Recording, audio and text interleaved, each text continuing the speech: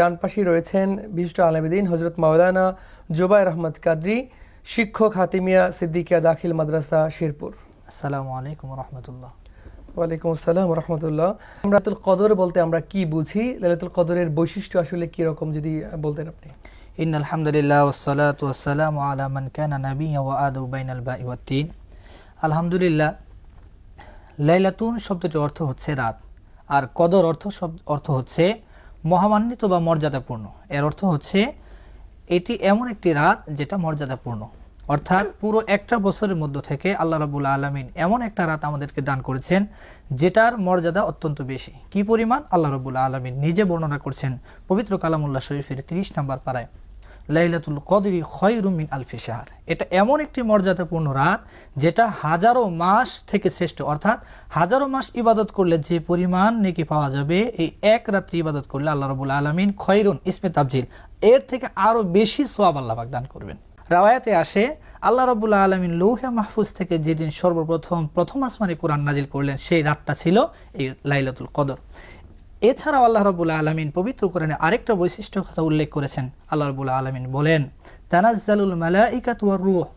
এই রাত এমন একটা মর্যাদাপূর্ণ রাত যে রাতে আসমানি এবং জান্নাতি ফেরেশতা আসমান থেকে এই দুনিয়ার জমিনে আসে। শুধু ফেরেশতা নয়, আল্লাহ বলেন রূহ, অর্থাৎ জিবরাইল আলাইহিস আমিন, যিনি নবীদের কাছে ওহী নিয়ে আসতেন, ওই ফেরেশতাও বছরে একবার লাইলাতুল কদরে আসে। হাদিস শরীফ আল্লাহ রাসূল সাল্লাল্লাহু আলাইহি সাল্লাম বলেন, শুধু আসেই নয়, যারা ইবাদতকারী বান্দা আল্লাহ রাব্বুল আলামিন এই ফেরেশতাদের পাঠিয়ে দেয়, ইবাদতকারী বান্দাদের সাথে তারা মুসাফা করে, মুআনাকা করে এবং মাগফিরাতের দোয়া করে। এর বৈশিষ্ট্যের ব্যাপারে আল্লাহ রাসূল সাল্লাল্লাহু আলাইহি ওয়াসাল্লাম আরো বলেন, মান কামা লাইলাতুল কদরি ঈমানান ওয়া ইহতিসাবান গুফিরা লাহু মা তাকাদ্দামা মিন যামবি। যে ব্যক্তি এই লাইলাতুল কদরের রাতে ইবাদত করবে, নামাজ পড়বে, ইবাদতের মাধ্যমে কাটিয়ে দিবে ইমানের সাথে, ইমান আল্লাহ বিশ্বাস এবং রাসূল পাক সাল্লাল্লাহু আলাইহি সাল্লামের মহব্বতের সাথে, ইহতিসাবান অর্থাৎ পরিপূর্ণ পুত ও পবিত্র হয়ে অন্তরকে খালেস করে একনিষ্ঠতার সাথে সমস্ত নাপাকি অন্তর থেকে বের করে যে ব্যক্তি ইবাদত করবে, আল্লাহ রাব্বুল আলামিন বলেন গুফিরা লাহু মা তাকাদ্দামা মিন যামবি, তার জিন্দেগি যত পিছনের গুনাহ আছে আল্লাহ রাব্বুল আলামিন সমস্ত গুনাহগুলি মাফ করে দিবেন। সুবহানাল্লাহ। ধন্যবাদ মোহতারাম। আপনার মাওলানা জুবায়ের আহমদ কাদরী, আপনার কাছে জানতে চাইবো যে লাইলাতুল কদর তো আমরা এক একজন এক এক ভাবে উদযাপন করি, তো আসলে ইসলামী শরিয়া সম্মত কোরআন এবং সুন্নাহ আসলে কিভাবে আমাদেরকে গাইডলাইন দেয় যে লাইলাতুল কদরে আমরা কি আমলগুলো বেশি বেশি করব, কি আমল করলে আল্লাহর নৈকট্য অর্জন করতে পারবো, এই বিষয় নিয়ে যদি বলতেন আপনি। ধন্যবাদ। তো এই রাতে এক একটা ইবাদত যেহেতু হাজার মাসের ইবাদত থেকে শ্রেষ্ঠ, সেই জন্য ইবাদতের মাধ্যমে কাটানো দরকার। এর মধ্যে থেকে আল্লাহ রাব্বুল আলামিন যেহেতু এই মাসে এবং এই রাত্রে কুরআন নাজিল করেছেন, আমাদের একটা ইবাদত হতে পারে এই রাতে বেশি বেশি কোরআন তেলাওয়াত করা। দ্বিতীয়ত আমাদের ইবাদত হতে পারে যার মাধ্যমে, যার উসিলাতে আমরা এই মাসটি এবং এই মহামান্বিত রজনী পেয়েছি। আল্লাহ রাসূল পেরেশানি ছিলেন, উম্মতের শর্ট হায়াত, এই কি আমল করবে, অথচ অন্যান্য উম্মতের লম্বা হায়াত ছিল।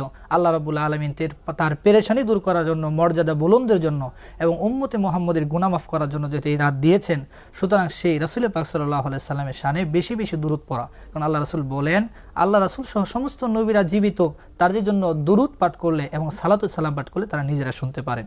এছাড়াও হাদিস শরীফ আল্লাহ রাসূল সাল্লাল্লাহু আলাইহি ওয়াসাল্লাম বলেন, কেউ যদি আমার উপরে একবার দুরূদ শরীফ পাঠ করে সাল্লাল্লাহু আলাইহি, স্বয়ং আল্লাহ রাব্বুল আলামিন 10টা রহমত নাজিল করেন, 10টা গুনাহ মাফ করেন, 10টা নেকি দান করেন। শুধু তাই নয়, আরেক হাদিসের মধ্যে, মেশকাতের মধ্যে, বাবু ফাদাইলুস সালাতি আলা নবীকে এই অধ্যায়ের মধ্যে শর্টে বলি, আল্লাহ রাসূল সাল্লাল্লাহু আলাইহি ওয়াসাল্লামের কাছে সাহাবা আসলেন, বললেন, ইয়া রাসূলুল্লাহ কতক্ষণ দুরূদ পড়লো? বলতেছেন দিনের অর্ধেক, আবার বলতেছেন 4 ভাগের 3 ভাগ, এরকম আল্লাহ রাসূলকে শেষ পর্যন্ত বললেন, ইয়া রাসূলুল্লাহ যদি সব সময় দুরূদ পড়ি, আল্লাহ রাসূল বললেন জিন্দেগি সমস্ত গুনাহ মাফ হয়ে যাবে। আরেকটা আমল আমরা করতে পারি, সেটা হলো যেহেতু এই রাতে আল্লাহ রাসূল বলেছেন মান কামা লাইলাতুল কদর, অর্থাৎ দাঁড়াবে, অর্থাৎ বেশি বেশি নামাজ পড়তে পারি। এর মধ্যে মাগরিবের নামাজের পরে 6 রাকাত আমরা আওয়াবিন পড়তে পারি, এশার নামাজের পরে অতিরিক্ত কিছু নফল 2 রাকাত করে পড়তে পারি। একটি বিষয়, 6 রাকাত আওয়াবিনের নামাজ পড়লে 12 বছর নফল ইবাদতের সওয়াব পাওয়া যায়।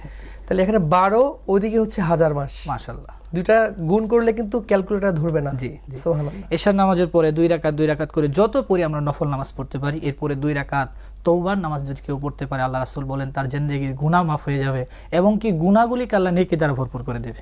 2 রাকাত সালাতুল হাজাতের নামাজ, বিপদগ্রস্তরা যারা আছে দোয়া করি। 4 রাকাত সালাতুত তাসবিহ আদায় করলে আল্লাহ রাসূল বলেছেন সগীরা জিন্দেগির গুনাহগুলি মাফ হয়ে যায়। আল্লাহ রাসূল সাল্লাল্লাহু আলাইহি ওয়াসাল্লাম মরহুম মা বাবার জন্য দোয়া করা, কবর জিয়ারত দোয়া করা। অবশ্যই শেষ রাতের দিকে তাহাজ্জুদ পাঠ করা, যেহেতু আল্লাহ রাব্বুল আলামিন প্রথম আসমানে আসেন এবং উম্মতদেরকে বান্দাদেরকে ডাকেন। এর মধ্যে থেকে আরেকটা ইবাদত আসছে, আম্মা জান আয়েশা রাদিয়াল্লাহু তাআলা আনহা বললেন, ইয়া রাসূলুল্লাহ এই শবে কদরে আমরা কি করতে পারি? আল্লাহ রাসূল সাল্লাল্লাহু আলাইহি সাল্লাম একটা দোয়া শিক্ষা দিলেন, আল্লাহুম্মা আফু আননি, আয় রব্বুল আলামিন আপনি গুনাহ ক্ষমা করতে চান, আমার গুনাহ মাফ করে দেন। তো অবশ্যই বেশি বেশি নিজের জন্য, নিজের আত্মীয় স্বজন সকলের জন্য দোয়া করব। তবে দোয়ার আগে একটা শর্ত, সেটা হলো অবশ্যই রাসূলের পাকের সামনে দুরূদ শরীফ পাঠ করে দোয়া করতে হয়। কেননা হাদিস শরীফের মধ্যে আসছে, মানুষ যখন দোয়া করে তার দোয়াগুলি আসমানের নিচে ঝুলন্ত থাকে, যতক্ষণ সে দুরূদ না পড়ে ততক্ষণ পর্যন্ত আল্লাহর পাকের কাছে সেই দোয়া কবুল হয় না। এই রাতটি অত্যন্ত গুরুত্বপূর্ণ এবং মহামান্বিত একটি রাত এবং রাসূল সাল্লাল্লাহু আলাইহি ওয়াসাল্লামের ইজ্জত বুলন্দ এবং তার উম্মতের গুনাহ মাফের জন্য আল্লাহ রাব্বুল আলামিন যেহেতু বিশেষ উপহার হিসেবে এটা দান করেছেন, সুতরাং অবশ্যই রাসূল পাক সাল্লাল্লাহু আলাইহি ওয়াসাল্লাম এই ব্যাপারে কিছু না কিছু বলেছেন।